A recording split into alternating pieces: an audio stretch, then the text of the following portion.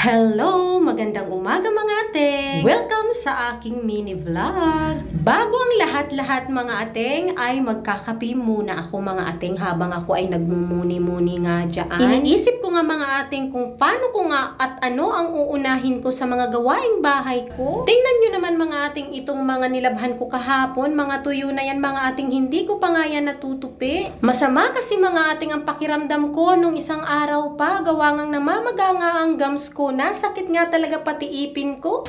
Hello mga ating, oras na para magluto. Kaya nagluto ako ngayon mga ating ng lauoy o kaya kung tawagin dito sa Maynila ay sinabawang gulay. Kasi nga di ako gaano pang nakakakain na medyo matigas kaya kailangan ko ng may sabaw. Ayan mga ating pinakuluan ko po yan kanina ng luya, kamatis, sibuyas at saka siling green at inilagay ko na nga rin yung kalabasa at saka okra. Isusunod ko na dito mga ating yung malunggay at saka saluyot. Syempre mga ating, meron tayong lauoy, meron din tayong pritong isda. Ayan mga ating, bumili lang ako mga ating ng 100 pesos.